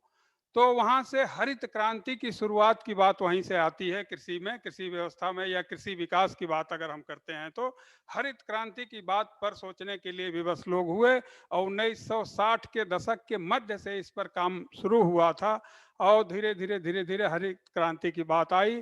तो हमारा देश हरित क्रांति की ओर जब अग्रसर हुआ, तो उसके बाद खाद्यान्न उत्पादन में आज स्थिति आप देख रहे हैं कि आत्मनिर्भर होने के साथ साथ इतना भरपूर और इतना प्रचुर मात्रा में उत्पादन है कि हम दूसरे को भी खिला सकते हैं।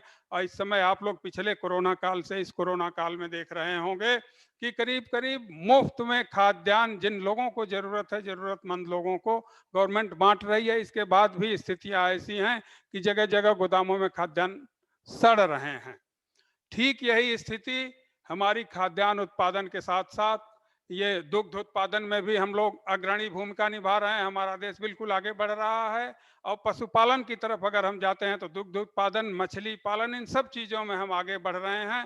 और सब्जी और फलों की उत्पादकता में उत्पादन में करीब करीब हम पहले नंबर पर पहुंच चुके हैं। इस तरह से अगर हम सोचते हैं तो हरित क्रांति के बाद श्वेत क्रांति, नीली क्रांति, पीली क्रांति, करीब करीब सारी क्रांतियां विकसित एक देश के रूप में या विकासशील जो हम विकसित होने के अंतिम पायदान पर पहुंच चुके हैं। इस समय हमको क्या जरूरत है? इस समय हमें जरूरत है कि एक संपूर्ण क्रांति या समग्र क्रांति जिसको हम नाम दे सकते हैं, कि कृषि के क्षेत्र में समग्र क्रांति की जरूरत है, जिसमें किन चीजों पर हमको सोचना है। हरित क्रांति आई थी, आज आप लोग देख रहे होंगे कि हरित क्रांति में भरपूर खाद्यान्न उत्पादन हुआ, सब्जियों का उत्पादन हुआ, सब कुछ हुआ, लेकिन डिमांड क्या आ रही है कि तमाम तरह की बातें आ रही हैं कि लोग इन सब चीजों के खाने से इनऑर्गेनिक, यानी कि हरित क्रांति के बाद से जो हमारा सिंचाई के पानी की बहुत ज्यादा उसमें उपयोग होने लगा, सिंचाई के पानी का बहुत ज्यादा उपयोग होने लगा, रासायनिक उर्वरकों का उपयोग होने लगा अंधाधुंध तरीके से, हम इसको कहते हैं कि असंतुलित तरीके से। और दूसरी चीजें, रोग व्याधियों से बचाने के लिए हम कीटनाशक रसायन, रोगनाशक रसायन और साथ साथ खरपतवार नाशक रसायन, इन सब चीजों का हम उपयोग करने लगे कि हमको भरपूर उत्पादन मिलने लगा। लेकिन सारे चीजों का प्रयोग हम जो कर रहे थे या कर रहे हैं आज भी करीब करीब स्थिति वही है कि असंतुलित तरीके से, जिसका रिजल्ट हमारे सामने क्या आ रहा है कि एक तो हमारी धरती माता या जिसको पृथ्वी हम कहते हैं, जिससे हम भी उत्पन्न हुए हैं, या हमारे अन्न धन्य जो भी उत्पन्न हो रहे हैं, जिनकी हमको जरूरत है, वो सब कुछ धरती माता से ही मिलता है, वो कहीं ना कहीं बीमार हो रही हैं असंतुलित प्रयोग से। एक तो रासायनिक उर्वरकों के असंतुलित प्रयोग से, और दूसरा जो कीटनाशक, रोगनाशक या खरपतवार नाशक तमाम तरह की दवाइयों के या रसायनों के अंधाधुंध प्रयोग से। तो यहाँ हमको क्या जरूरत आ पड़ी है, क्या हम किस तरफ किस दिशा में जा रहे हैं, इस पर हम सोचने के लिए मजबूर हो रहे हैं। हम सोच रहे हैं, हमको सोचने की जरूरत आ पड़ी है कि हमको समग्र क्रांति की जरूरत है, यानी कि संपूर्ण क्रांति, समग्र क्रांति, या इसको एक दूसरे नाम से सदाबहार क्रांति भी हम कह सकते हैं। इस तरफ हमको सोचने के लिए मजबूर होना पड़ रहा है। इसमें क्या क्या अवयव आते हैं और किन किन चीज़ों पर हमको ध्यान रखना है। सबसे पहले हमको जाना होगा कि मृदा के स्वास्थ्य के प्रबंधन की तरफ, किस तरह से हम अपने खेत की मिट्टी के स्वास्थ्य का प्रबंधन करें कि जो कुछ उससे पैदा हो, मिट्टी स्वस्थ रहते हुए हमको भरपूर पैदावार मिले और उससे जो अन्न खाएं हम भी पूरी तरह से स्वस्थ रहें। दुष्परिणाम सभी के सामने है, तमाम तरह की बीमारियां, तमाम तरह के लाइलाज बीमारियां हो रही हैं। तो हमको धरती माता के या इस पृथ्वी के स्वास्थ्य प्रबंधन की तरफ सोचना होगा। जैसे हम अपने शरीर की जांच पड़ताल कराते हैं, वैसे खेत की मिट्टी की जांच पड़ताल करा के कौन कौन से पोषक तत्वों की कमी है, उन तत्वों को संतुलित रूप में अगर हम खेत में या मिट्टी में मिला करके खेती करते हैं, चाहे ऑर्गेनिक या इनऑर्गेनिक। एक चीज बहुत साफ है, तमाम मीडिया में आती हैं और जगह जगह लोगों के वक्तव्यों में आते हैं कि खाली रासायनिक उर्वरकों के प्रयोग से, रासायनिक उर्वरक हम प्रयोग जरूर करते हैं खेत में, अगर संतुलित रूप में हम उनका प्रयोग करें तो वो कहीं हमारे लिए नुकसानदेह नहीं हो, केवल रासायनिक उर्वरक। लेकिन असंतुलित रूप से हम प्रयोग करते हैं तो कहीं ना कहीं वो उसको डिसबैलेंस यानी कि असंतुलन पैदा करते हैं प्रकृति में या मिट्टी में, तो वो हमको नुकसान करता है। या हमारी फसल को पैदावार जरूर दिखती है कि दाने बड़े बड़े हो गए, अच्छे हो गए, लेकिन जो पोषक तत्व उसमें होने चाहिए कहीं ना कहीं उनको वो नुकसान कर देता है। तो हमको ये सोचना है। और रासायनिक उर्वरक हम प्रयोग करते हैं, प्रयोग तो मिट्टी में करते हैं, वो जिस फार्म में चाहिए यानी जिस दशा में चाहिए हमारे पौधे को या हमारी फसल को, वो परिवर्तित करके ही पौधा लेता है।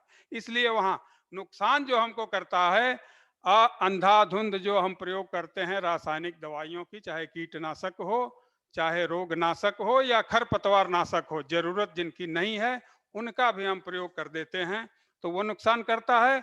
और असंतुलित रूप से प्रयोग करते हैं तो वो कई तरह से हमको नुकसान करता है। जैसे खेत की एक तो सेहत खराब होती है, तो आगे उत्पादन के लिए वो खराब होता है, कहीं ऊसर होता है, कहीं ज्यादा पानी लगने लगता है, कहीं कुछ किसी तरह तरह की समस्याएं आती हैं। इसलिए संतुलित मिट्टी की जांच करवा करके करके और संतुलित रूप से हम उर्वरकों का या उसमें जिन चीजों का के समावेश की, इनमें एक तो हम अगर कार्बनिक खेती या जैविक खेती की जो बातें चल रही हैं, अगर हम उस तरफ आए, जैसे कि पहले खेती होती थी हमारी, तो सीधे सीधे हमारे घरेलू व्यवस्था जिसको हम कहते हैं कृषि की व्यवस्था, कृषि में सारी चीजें, खेती बाड़ी और गोरुआरी, ये सारी चीजें जुड़ी हुई थी। हम खेती करते थे, खेत से अनाज पैदा करते थे, जानवरों के लिए चारा पैदा करते थे, जानवरों से जो गोबर गौमूत्र या जो कुछ पैदा होता था वो फिर ले जाके अपने खेत में ही मिला देते थे। खेत की उर्वरता या उसका पोषक मान बढ़ जाता था जमीन का, फिर उससे अगली फसल में लेते थे और फिर उसका फसल का अवशेष प्लस गोबर गौमूत्र सारी चीजें खेत में ही, तो ये एक चक्र की तरह चलता रहता था। लेकिन धीरे धीरे जब ये आई, हम लोग गांव में जाते हैं, फील्ड में जाते हैं, तो बहुत सारे लोग ये प्रश्न करते हैं, बहुत सारी चीजें पूछते हैं कि ऐसी कोई दवा बता दीजिए जिससे हम डाल दें, हमारे खेत में कोई जानवर चरने ना आए, हमारे खेत को देखने ना जाना पड़े, हम एक बार बीज बो करके और हट जाएं वहां से और फिर हमारा पैदावार भरपूर मिल जाए, अच्छा खासा हम पैसा आमदनी कर लें। तो ये कोई तरीका ऐसा कुछ नहीं है। दवाइयां हैं बहुत सारी, लेकिन उन दवाइयों का कितना जहरीला प्रभाव हो रहा है आज सभी लोग महसूस कर रहे हैं। कहीं गर्मी पड़ रही है, जहां जाड़ा पड़ता था, ठंडक पड़ती थी भयंकर, वहां बिल्कुल एकदम तापमान बढ़ा हुआ है, लोग मर रहे हैं। और जहां बाढ़ नहीं आती थी वहां बाढ़ आ रही है, जहां सूखा नहीं पड़ता था बाढ़ आती थी वहां सूखे पड़ रहे हैं। तो प्राकृतिक संतुलन बनाने के लिए हमको सबसे पहले मृदा के स्वास्थ्य के प्रबंधन को के ऊपर सोचना होगा, खेत की मिट्टी की जांच करानी होगी और जैविक चीजों का सबसे पहले हमको कोशिश करनी होगी कि जैविक चीजों का हम समावेश करें उस खेत में। जैविक चीजों में जैसे पहले होता था हरी खाद, दलहनी फसलों का को बो करके हम गर्मियों के महीने में, जैसे चौमासा शुरू होता है, शुरुआत में ही जब हमको ये लगने लगे कि अब बारिश का मौसम आने वाला है, उसके पहले हम बो देते हैं दलहनी फसलें, उड़द मूंग सनई ढैंचा कोई भी फसल बो लेते हैं। पहले लोग बोते थे, अब उसका काफी कम हो गया है। अब कहना पड़ रहा है, लोगों से हाथ जोड़ के रिक्वेस्ट करना पड़ रहा है। तो सनई, ढैंचा, उड़द, मूंग या दलहनी और भी कोई फसल इस समय गर्मी में हम बो देते हैं। जैसे 35 से 40 दिन की फसल होती है, यानी कि फूल आने के पहले वाली स्थिति, जब फूल आना प्रारंभ होना होता है, तो फ्लावरिंग होने के पहले यानी कि फूल आने के पहले उसको हम खेत में मिट्टी पलटने वाले हल से दबा देते हैं। बारिश होती है, बरसात होती है, तो उसमें पानी भर जाता है, वो सड़ जाती है। तो जमीन में जो है जैविक पदार्थ या जैविक कार्बन, जिसको हम लोग कहते हैं साइंटिफिक भाषा में, जैविक कार्बन की मात्रा बढ़ जाती है। जैविक कार्बन की मात्रा बढ़ जाती है तो जो 3 प्रमुख पोषक तत्व होते हैं, नाइट्रोजन, फास्फोरस और पोटास, तो नाइट्रोजन की मात्रा अपने आप उसमें वो खेत में बढ़ा देता है। अवेलेबिलिटी भी पौधों को बढ़ जाती है, तो जो जरूरत के हिसाब से हमारे पौधे लेके उससे उपयोग कर लेते हैं। इसके अलावा पहले आप लोग देखते होंगे, और जो लोग गांव से बिलोंग करते हैं, कि खेतों में खेती होती थी तो ज्यादातर लोग इस समय जो खेत में फसल बोते थे वो मिलवा फसल बोते थे। सांवा, कोदो, मड़ुआ, अरहर, उड़द, मूंग कुछ भी मिला करके 3-4 फसलें एक साथ बो देते थे। कोई छोटी होती थी, कोई बड़ी होती थी, कोई और बड़ी, जैसे अरहर सबसे लास्ट में तैयार हो, सबसे अंत में तैयार होती है, अंत में कटती है, तो उस हिसाब से उसमें दलहनी का भी समावेश हो जाता था। सावा, कोदो, मोटे अनाज या मड़ुआ में, जो जिनको मोटे अनाज लोग कहते थे, आज भी कहते हैं, मोटे अनाजों में इनकी गिनती होती है। लेकिन कहाँ मिल रहा है? अब गांव में भी किसी को खाने को नसीब नहीं हो रहा है, कोई वो नहीं रहा, इसलिए नहीं मिल रहा है। अब कहाँ मिल रहा है? माल में मिल रहा है। हम शहर के लोग जा करके डिब्बे में थोड़ा थोड़ा खरीद के ले आते हैं, या आटा मिक्स करके, बहुत से लोग अब क्या मिलाए हैं भगवान जाने, उस तरह के मिले जुले आटा वाटा खाते हैं। तो मिलवा फसलों की बुआई हम लोग करते थे, तो उससे एक तो दलहनी फसलों की बुआई हम अगर खेत में करते हैं, तो वो जो वायुमंडल में 97, 98, मैंने 97, 98% जो नाइट्रोजन है, वायुमंडल से दलहनी फसलें नाइट्रोजन को अवशोषित करती हैं, अपने तरफ खींचती हैं, अपने आप में ले लेती हैं, समाहित कर लेती हैं शरीर में, और जमीन के नीचे उनकी जड़ों में गांठें होती हैं, तो उन गांठों में वो इकट्ठा कर देती हैं। अपने जरूरत भर का नाइट्रोजन वो अपने आप को ले लेती हैं, और बाकी नाइट्रोजन उसी जमीन में, उसी गांठों में फिक्स होकर के रह जाता है। फसल, इसीलिए कहा जाता है कि दलहनी फसलों को कभी जड़ समेत उखाड़ा ना जाए, उनको ऊपर से काट लिया जाए। संभव हो तो फली तोड़ के पूरे पौधे को उसमें खेत में मिला दिया जाए जोत करके, अगर संभव ना हो तो जड़ों को जमीन में कम से कम जड़ों को रहने दिया जाए। तो इससे क्या फायदा होता है? जमीन की हमारी सेहत सुधरती है, अच्छा पोषण मिलता है जमीन को, और अगली फसल हम आते हैं जाड़े में जो शीत ऋतु में बुआई करने, उसमें कम से कम 15% नाइट्रोजन की बचत होती है। अब 15% नाइट्रोजन की बचत होती है तो बहुत सारा पैसा किसान का बच जाता है। इसी तरह से खेत की सेहत को सुधारने के लिए हमेशा ये अनुशंसा की गई है। शुरू से किसान पहले करते, किसान भाई लोग करते आ रहे थे कि अगर अनाज वाली फसल बो रहे हैं तो उसके बाद अगर बो रहे हैं तो वो दलहनी फसल बो रहे हैं, तिलहनी फसल बो रहे हैं, फिर उसके बाद अनाज वाली, तो एक फसल चक्र अपनाते थे लोग। आज क्या है कि धान गेहूं दोनों चीजें हमारी सरकारी क्रय केंद्र पर बिक जा रही हैं, तो हम सब कोशिश ये कर रहे हैं कि धान गेहूं बेचें और चले नारा लगाएं, योगी जी और मोदी जी एमएसपी पर जरूर हमारी फसल खरीदेंगे, क्यों नहीं खरीदेंगे। और गेहूं धान बिक नहीं रहा है, क्या स्थिति है? क्योंकि उन लोगों की भी या हमारे सरकार की भी एक सीमा है, अपनी आवश्यकता और हमारे पास कितना धन उपलब्ध है उस हिसाब से ही हम व्यवस्था कोई भी करेंगे, कोई भी व्यवस्था चलाएंगे। और इससे नुकसान, एक तरफ तो आदमी सोच रहा है कि हम धान गेहूं बो करके बेच करके पैसा तुरंत पा जाएंगे या 2-4 महीने में पा जाएंगे, लेकिन उससे हम एक तरह से अपने घर में जो पैदावार ले आ रहे हैं, धान गेहूं से हमारा पेट नहीं भर। दाल खरीदने हम जाते हैं दुकान पर, तेल खरीदने हम जाते हैं दुकान पर। पहले क्या स्थितियां थी जब कमी थी? उस जमाने में स्थिति थी गांवों में कि नमक और मसाला खरीदने ही गांव का आदमी दुकान पर जाता था, और आज हमारे सामने स्थिति है कि गेहूं चावल के अलावा गांव में भी तेल, नमक, मसाला सब चीज खरीदने के लिए दुकान पर जाना पड़ रहा है। तो खेती बाड़ी में तो मिट्टी के स्वास्थ्य की बात। दूसरी चीज अब आ गया है, पर्ची भी मेरे पास, मैं इसको समराइज करूंगा, लेकिन थोड़ा सा 1-2 मिनट और हमको अगर समय मिल जाता है, आप लोगों से मैं अनुरोध करूंगा। तो दूसरी चीज जो नए नए टेक्नोलॉजी या नए नए कृषि यंत्र, नई तकनीकी, नए कृषि यंत्र, इनके प्रयोग को हमको बढ़ावा देना होगा, क्योंकि मानव संसाधन की खेती बाड़ी में धीरे धीरे कमी होती जा रही है। गांव में कोई काम करने के लिए श्रम या श्रमिक बहुत कम मिल रहे हैं, नहीं मिल रहे हैं। जरूरत बहुत ज्यादा है खेती बाड़ी में, तो तमाम ऐसी आधुनिक मशीनें, आधुनिक तकनीकी आ गई हैं कि कम से कम मानव श्रम लगा करके और उनको अगर हम खेती में उपयोग कर लेते हैं तो हमको लाभ ही लाभ होगा। और बहुत सारे सेंसर्स और ये रोबोट्स और इस तरह की चीजें भी आ गई हैं, या ऑटो पायलट ट्रैक्टर भी आ गए हैं कि जिनको घर बैठे हम रिमोट से चला करके खेत की जुताई बुआई और हार्वेस्टिंग मतलब कटाई हम करके और अच्छा उत्पादन ले सकते हैं। इसके बाद तीसरा नंबर आएगा प्राकृतिक संसाधनों का समुचित उपयोग।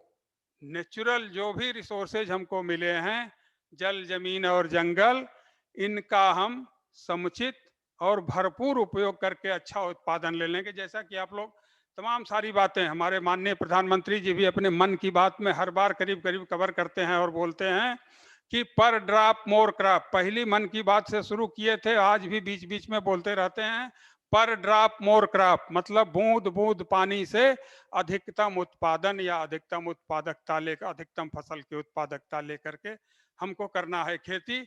यानी कि जल की कमी है, पीने योग्य पानी की अपने देश में कमी है, 2-2.5% पानी ही है पीने योग्य। पानी तो बहुत है, 98% पानी है, लेकिन 2-2.5% ही है, जिसका मैक्सिमम ज्यादातर उपयोग इंडस्ट्री में या उद्योगों में हो जाता है और सिंचाई में हो जाता है, पीने में बहुत कम उपयोग हो पाता है। तो इनका पर ड्रॉप मोर क्रॉप यूज करने के लिए, यानी प्राकृतिक संसाधनों का समुचित उपयोग करने के लिए हमको जो आधुनिक तरीके हैं, माइक्रो इरिगेशन, सूक्ष्म सिंचाई की जो विधियां हैं या जो तरीके हैं, जैसे ड्रिप इरिगेशन, बूंद बूंद सिंचाई, जिसको हम लोग टपक सिंचाई भी कहते हैं, या स्प्रिंकलर इरिगेशन, या रेन गन, जहां जिन फसलों को बरसात की जरूरत है तो रेन गन भी इस तरह का विकसित हो गया है, कम से कम पानी में प्रेशर दे करके और जरूरत भर का पानी, उस इन तीनों चारों चीजों से केवल जरूरत भर का, जितनी हमारी फसल को जरूरत होगी उतना ही पानी गिरता है। तो इसका उपयोग करके हम एक तरफ पानी की बचत कर सकते हैं और कम से कम पानी में अधिक से अधिक उत्पादन ले सकते हैं। इसी में एक लाइन और हम जोड़ेंगे कि जो बरसात का पानी है, हम लोग ऐसे इलाके में सौभाग्य से कि 1100 से लेकर 1200 मिलीमीटर तक वार्षिक वर्षा होती है हमारे इस उत्तरी भारत में करीब करीब हर जगह, लेकिन पानी को हम लोग बचा नहीं पाते हैं। तो जरूरत इस समय है रेन वाटर हार्वेस्टिंग स्ट्रक्चर की, यानी कि वर्षा जल संचयन संरचनाओं की बना करके, और अच्छा खासा सरकार द्वारा भी इस समय तमाम परियोजनाएं चल रही हैं, खेत तालाब चेक डैम बंधी बनवाने के लिए, अच्छा उसमें पैसा मिल रहा है मनरेगा वगैरह स्कीम की तरफ से। तो नेचुरल रिसोर्सेज का हम यानी कि प्राकृतिक संसाधनों का भरपूर उपयोग करें और समुचित उपयोग करें, तो खर्चे कम होंगे, लागत कम होंगे। तो जो अल्टीमेट गोल है, हम लोगों का उद्देश्य है कि लागत कम होगा तो आमदनी एक तरफ बढ़ेगी। तो जो हमारे सरकार का इस समय वर्तमान सरकार का उद्देश्य है कि आमदनी 2022 तक दूना करनी है किसानों की, तो अगर लागत कम होगी तो निश्चित रूप से आमदनी दूना होगी। इसके अलावा मार्केटिंग व्यवस्था पर, उसके लिए भी एक कार्यक्रम चल रहा है, जो कृषि उत्पादक संगठन या किसान उत्पादक संगठन, जगह जगह समूह बना के किसान भाइयों का एक उत्पादक संगठन, जैसे कोई गेहूं उत्पादन करता है तो गेहूं उत्पादन संगठन हो जाता है, चावल वाला चावल, जिससे सभी लोग एक चीज नहीं उत्पादन करेंगे तो एक तो खेती से आमदनी तुरंत वहीं बढ़ने लगेगी। अगर अलग अलग कमोडिटी अलग अलग उत्पादन कंपनियां कर रही हैं, जैसे इंडस्ट्री में लोग कर रहे हैं कि जूता कोई बना रहा है, कपड़ा कोई बना रहा है, तो ये भी एक अच्छा सोच और अच्छा साधन हो सकता है कृषि में आमदनी बढ़ाने का। और मैं समझ रहा हूँ कि टाइम मैं काफ़ी ज़्यादा ले लिया, मैं इन्हीं बातों के साथ कि कृषि में इन सब चीज़ों का समावेश करके अच्छा हम लाभ कमा सकते हैं। धन्यवाद।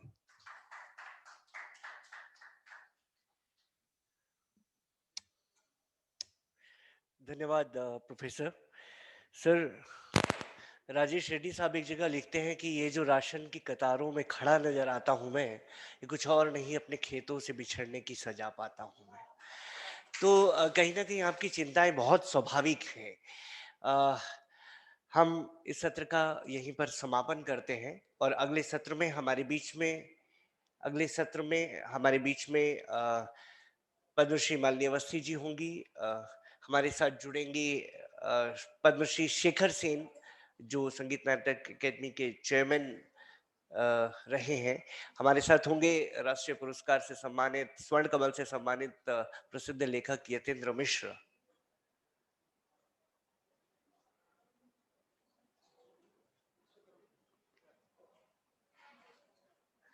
तो मैं बहुत सम्मान के साथ आदरणीय से सामने स्थान ग्रहण करने की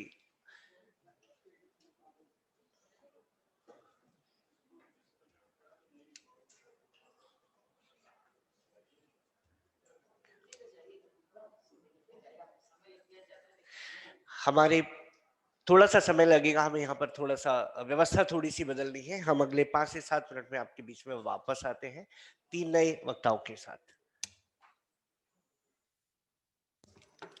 जब तक यहाँ पर मंच की व्यवस्था लग रही है, तब तक मैं हृदय से आभार व्यक्त करना चाहूंगी हमारे जितने भी वक्ता रहे, विशेष रूप से इस पंचम जो सत्र अभी अभी संपन्न हुआ है, आदरणीय professor VK Joshi ji, professor Shriram Singh ji और प्रोफेसर विनय पांडे जी, तीनों ही विद्वान हमारे काशी हिंदू विश्वविद्यालय से जुड़े हैं। और मैं इस समय अपने साथ दूसरे स्क्रीन पर परमादरणीय शेखर सेन जी को देख सकती हूँ। ये अच्छा है और प्राकृतिक संकेत है कि वे भी यहाँ पर जुड़ गए हैं, जो अगले सत्र में यहाँ रूबरू होंगे। जब चौमासा की कल्पना की गई थी, मेरे मन में जब ये विचार आया, तो मुझे शेखर सेन जी की ही कही एक बात याद आती थी कि अन्न खाना सब चाहते हैं, उगाना कोई नहीं चाहता। सबको लगता है ये किसानों का काम है। ये किसान कौन है? हम और आप नहीं तो और कौन है? 4 पीढ़ी पहले जाइएगा तो हमारे आपके बाप दादा यही थे। 7 पीढ़ी चाहेंगे पहले यही थे।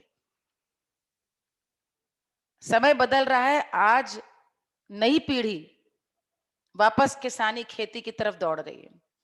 शेखर जी साक्षात वही जीवन जी रहे हैं और मेरे लिए इतना बड़ा प्रेरणा संबल बने हैं कि मैं स्वयं इस समय खेती करा रही हूँ। मेरी बड़ी रुचि थी, मैं इसलिए आपको बहुत ध्यान से यहाँ पे सुन रही थी, प्रोफेसर श्रीराम सिंह जी। और मैंने पूरी कोशिश की है कि हमारी धान अच्छी खासी इस समय बिना फर्टिलाइजर के ठीक ठाक धान की अच्छी निकल करके आई है बाली। साथ ही इतने सारे हम लोग सुनते रहते हैं, इतने परहेज घाघ भड्डरी की कहावतें सुनी है, लेकिन आयुर्वेद के संस्कृत श्लोकों से जुड़ करके जिस प्रकार का प्रत्येक मास का जिक्र जोशी जी समक्ष ऐसा प्रकट कर देते हैं पूरा, कि ये देख करके लगता है कि नई पीढ़ी को जो बंधन लगता था, हमारे पूर्वज परहेज के रूप में हमें बताते थे क्या न खाओ और क्या खाओ, और वो बंधन लगता था। दरअसल शरीर विज्ञान पर ऐसा शोध कर चुके थे हमारे पूर्वज कि हर ऋतु के अनुकूल शरीर को कैसे बनाए। इसका एक बहुत सुंदर उदाहरण है नवरात्र। वर्ष में 2 बार जब ऋतु अपने अति में जाती है, ग्रीष्म की तैयारी और फिर शिशिर की तैयारी, शरीर कैसे उस योग्य बने, इसके लिए 9 दिन के उपवास और नियम संयम नवरात्र पूर्वजों ने इजाद किया कि 9 दिन देवी यानी शक्ति सगुण देवी नहीं, शरीर रूपी को वज्र जैसा कठोर बनाए ताकि जो आने वाला समय है उसके अनुरूप ढाल सके। जिस दिन परंपरा को आयुर्वेद की इस दृष्टि से हम समझने लगे, तो हम समझ जाएंगे कि जो हम लोक और शास्त्र की बात कर रहे हैं, दोनों समानांतर चलते हैं। हमारी आजी दादी जब डांट कर कहती थी कि बौराई हो का, साग बनाई हो का। अब देखिए हर छठ की पूजा, हल षष्ठी जो हमारे यहाँ होती है, ये आप प्रारंभ कर दें, हम तो समय पास करा रहे हैं, शुरू करा दें। जी जी। हल षष्ठी की पूजा जो भादों में पड़ती है, उस भादों में कुछ भी बोआ जोता नहीं खाया जाता, यही कहा जाता है। और हम सब कौन सा साठी का चावल ही खाते हैं उसमें हम लोग। और ये आज आप जो बता रहे थे कि कौन कौन सी फसल खाई जाए, पूरी दुनिया इस समय ब्राउन राइस, अब तो ब्लैक राइस खाना चाह रही है।